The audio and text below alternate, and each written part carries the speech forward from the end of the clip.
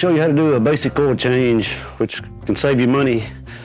Because most of your oil change places these days, like your fast lubes, well, you're looking at 40, 50 bucks for a conventional oil change, and your synthetics could be over 100.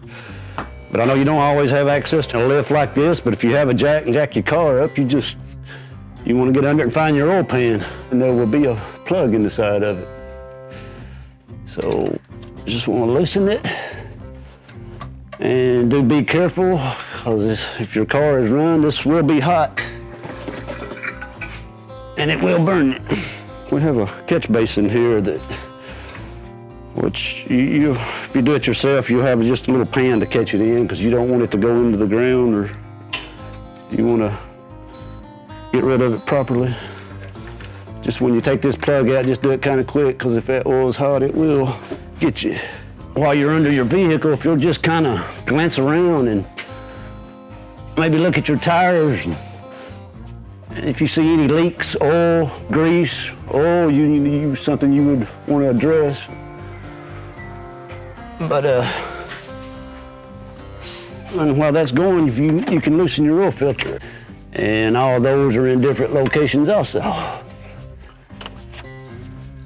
Again, this will burn you if it's hot. So if you'll just kind of unscrew it, and oil will start dripping out of it. When you do take your oil filter off, you want to make sure this rubber O-ring comes off with it. Because if that stays up on your motor and you screw another one on there, it will leak and could burn your motor up. Just when you pour it out, just make sure you don't see a lot of shavings or a discoloration in the oil. It all ought to be about the same color as it came out of the pan. And when you put your new filter on, you just kind of rub a little oil on your O-ring. It will seal a lot better. And when you're screwing your filter on, you really just want to get it tight and turn it about a quarter turn. Because if you put it on with a oil wrench and tighten it up real tight and it gets hot, it will really tighten up and it'd be hard to get off. So you want to make sure it's tight, but not super tight. The oil that goes through your filter, there's cartridges in it, and it filters all any shavings, old oil or anything that's built up, carbon. I mean, it's better off to change your filter than it is your oil, really. Kind of look at the threads on your plug, make sure they're not stripped. And most of them have an O-ring in here or a washer. Because you don't want to screw it back in, it leak, and all your oil run out and burn your engine up. If you start it with your finger to make sure you get your thread started good, and the rest away with your wrench. You just want it to tighten up, and then snug it a good quarter turn or so. On a rear-wheel drive car now, your oil pan will always be in front of your transmission. But if you have like a front-wheel vehicle, if you'll see which side your belts and everything's on, that's the same side your oil pan's gonna be on. Okay, you have your motor and your oil pan up front here. Then your transmission and your transmission pan is hooked to it. And while you're doing this, it is also a good time to check your coolant level, your power steering. Just kind of glance over your hoses and belts. Like when you're looking at your belts, if you see a lot of cracks coming across it, if you can count like maybe 10 cracks within an inch, it's usually time to change your belt. It will go to squilling.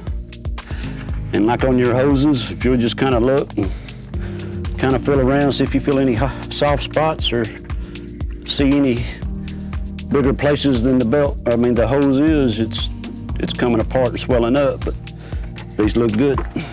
Once you get your oil full,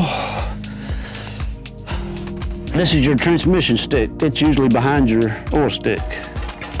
Usually a red cap, or it'll say transmission fluid on it.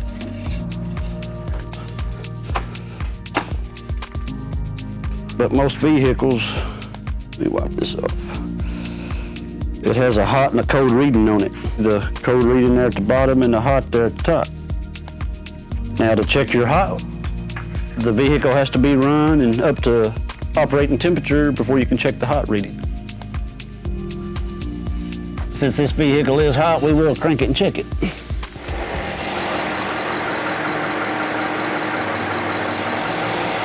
And we are good. But after you change your oil, let it run a few minutes because it does have to change, fill the filter up. Cut it back off, let it settle down, and check it again.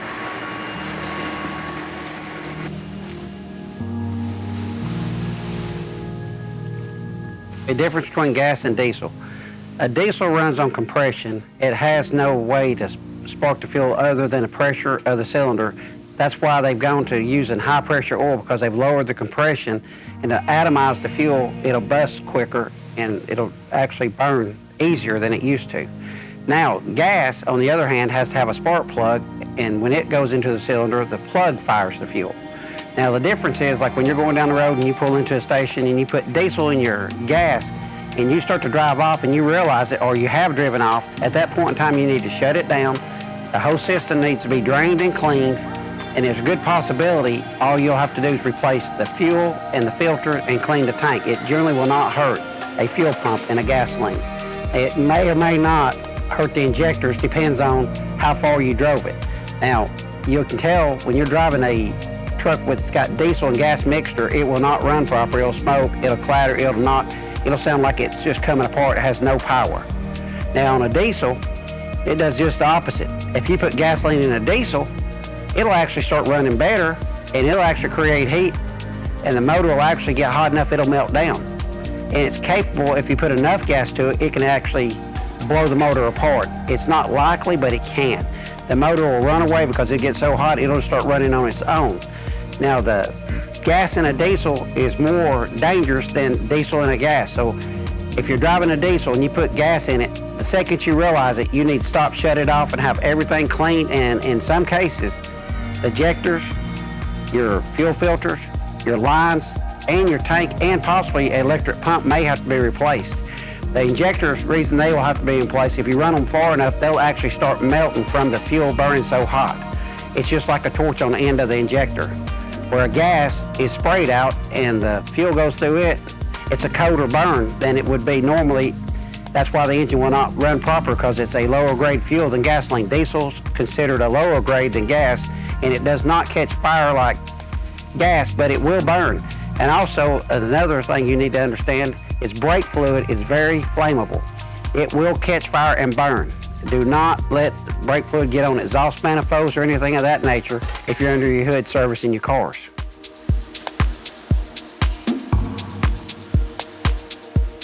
If you was to purchase a new car or a used car, or just maintaining your regular car, first thing you need to do is start checking every month, and sometimes once a year. It just depends on the type of car you've got.